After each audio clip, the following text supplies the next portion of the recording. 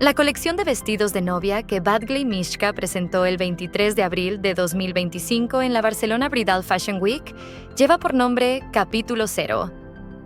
Esta colección marca un relanzamiento significativo de la línea nupcial de la firma, rindiendo homenaje al glamour estadounidense de los años 40 y a la artesanía tradicional italiana.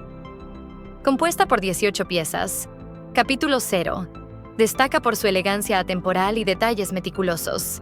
Los vestidos están confeccionados con tejidos italianos de alta calidad, como micado, chifón diáfano, encaje rebrodé, organza cremosa y encaje chantilly, que aportan textura, estructura y movimiento a las siluetas refinadas.